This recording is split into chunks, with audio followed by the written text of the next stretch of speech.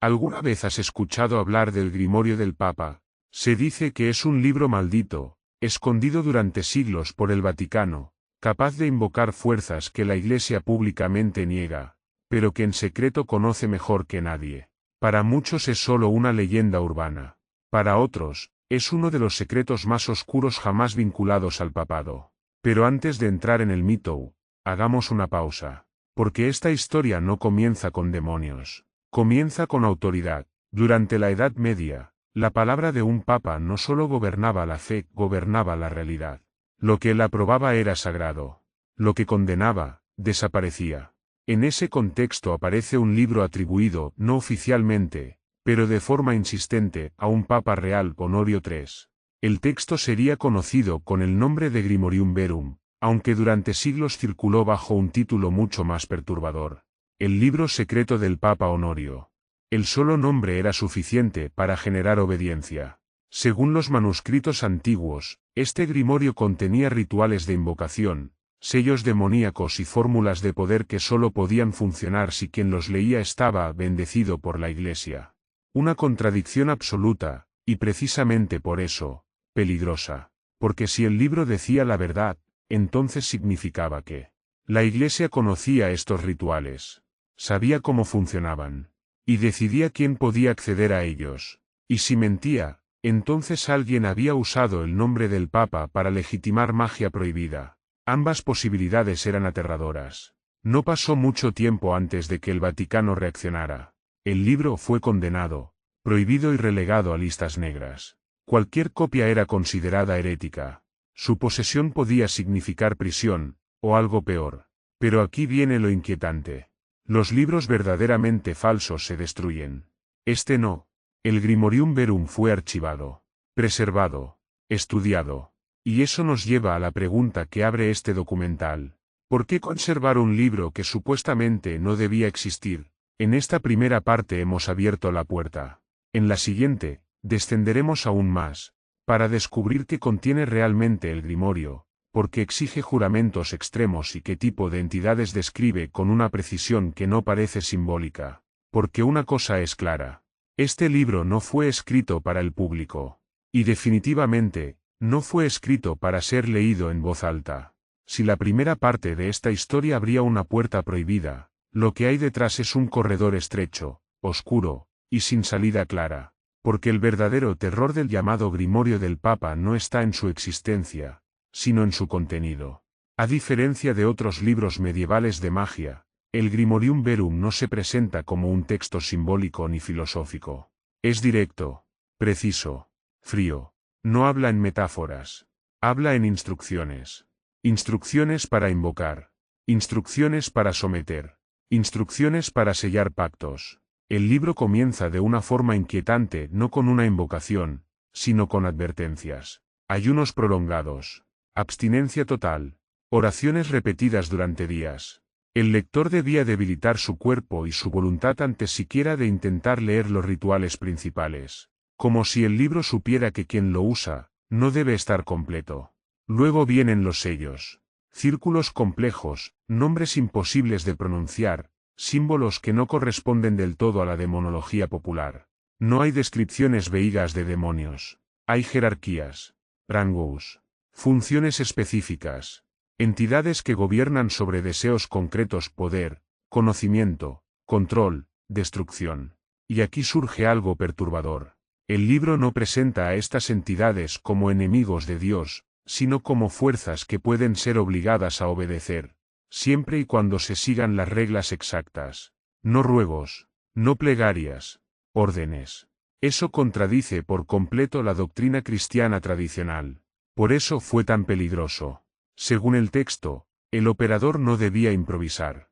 Un error mínimo, una palabra mal dicha, un símbolo incompleto, no anulaba el ritual, lo invertía. El libro insiste una y otra vez en esto, casi con obsesión. Como si advirtiera: no falles. No habrá perdón. Otro detalle inquietante es que muchos rituales exigen juramentos. No solo verbales. Juramentos de obediencia, de silencio, incluso de entrega espiritual. El Grimorio deja claro que una vez comenzado el proceso, no hay marcha atrás. Abandonar el ritual a la mitad tiene consecuencias. Y aquí es donde nacen las historias de la maldición. Crónicas medievales hablan de clérigos que, tras estudiar textos prohibidos, comenzaron a sufrir visiones, paranoia extrema y pérdida total de la fe. Otros abandonaron la iglesia de forma abrupta. Algunos murieron en circunstancias que los registros describen como repentinas o inexplicables. ¿Coincidencia? Tal vez. Pero hay un detalle final que hiela la sangre. El Grimorium Verum no promete riqueza ni fama inmediata. Promete dominio. Y eso lo convierte en el tipo de libro que no atrae a curiosos, sino a personas dispuestas a cruzar límites. En la siguiente parte entraremos en el punto más inquietante de todos, porque el Vaticano no destruyó este libro. ¿Qué relación tiene con los exorcismos reales y qué significa que algunos de sus símbolos coincidan con rituales usados, aún hoy? Si el Grimorium Verum fuera solo un libro peligroso, la solución habría sido simple: destruirlo, quemarlo, borrarlo de la historia.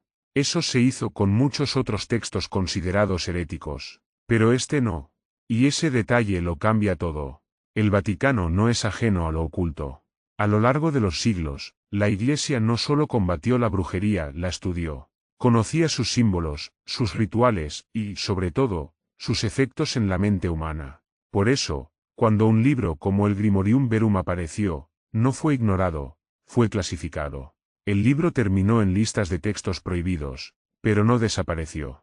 Fue archivado, protegido, accesible solo a manos autorizadas. Y aquí surge una verdad incómoda: no se archiva lo que no tiene valor. Documentos históricos confirman que el Vaticano mantiene una extensa colección de textos demonológicos. Algunos fueron escritos por sacerdotes, otros por inquisidores, otros por exorcistas que dejaron constancia de lo que enfrentaron. El conocimiento, incluso el peligroso, era considerado una herramienta. Y para combatir algo, primero hay que entenderlo. Aquí es donde el Grimorio se vuelve especialmente inquietante.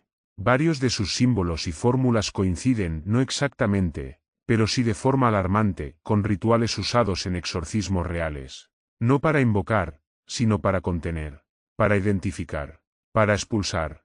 Eso sugiere algo perturbador: que el libro no fue visto solo como una amenaza, sino como una referencia. Durante siglos, el Vaticano negó públicamente la existencia de grimorios papales. Sin embargo, nunca explicó por qué el nombre de Honorio III seguía apareciendo en copias prohibidas, ni por qué no se hizo un esfuerzo real por borrar esa atribución. El silencio, en este caso, habló más fuerte que cualquier desmentido. Existen testimonios modernos de investigadores a los que se les negó acceso a ciertos manuscritos, por su naturaleza. Textos que no podían ser fotografiados, ni copiados, ni citados directamente. Libros que solo podían leerse bajo supervisión. No porque fueran frágiles, sino porque eran peligrosos. Y aquí aparece la pregunta más inquietante de este documental. ¿Qué pasaría si alguien, hoy, leyera el Grimorio completo sin censura? La Iglesia sostiene que la fe protege. Pero la historia demuestra que el conocimiento sin límites cobra un precio.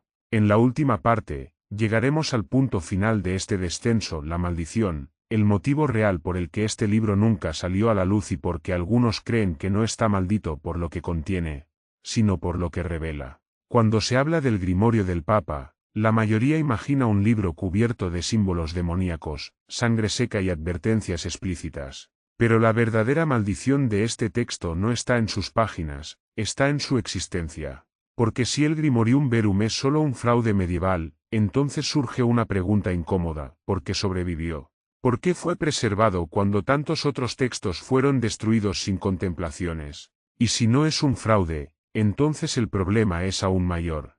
A lo largo de los siglos, han surgido historias de personas que intentaron estudiar el Grimorio completo. No versiones fragmentadas. No copias censuradas. El texto íntegro. Las consecuencias, según relatos indirectos, siempre son similares: obsesión, paranoia, ruptura total con la fe o con la realidad. No posesiones espectaculares. No escenas de película. Algo más silencioso, más humano, más peligroso. El libro no promete poder inmediato. No ofrece salvación. No garantiza resultados. Lo que hace es algo mucho más inquietante: enseña a mirar donde no deberías mirar.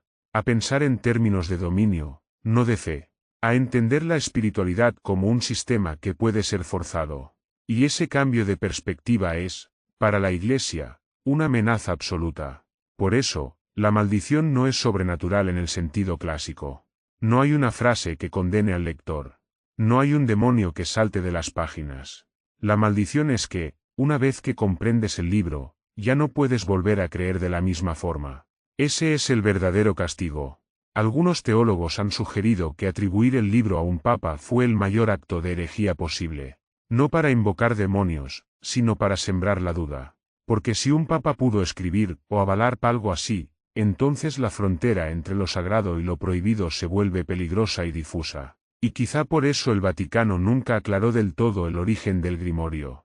A veces, negar con fuerza es admitir debilidad. Hoy, el Grimorium Verum sigue circulando en versiones incompletas, editadas, suavizadas, despojadas de lo más perturbador. El original, si existe, permanece fuera del alcance del público. No porque sea antiguo, sino porque sigue siendo relevante. Este documental no intenta decirte que el libro funciona, ni que esté maldito en el sentido literal. Lo que sí demuestra es que hay conocimientos que no desaparecen, solo cambian de manos. Y que el mayor miedo de cualquier institución no es la oscuridad, sino perder el control sobre lo que otros pueden llegar a comprender. Tal vez ese sea el verdadero legado del Grimorio del Papa. Un libro que no necesita ser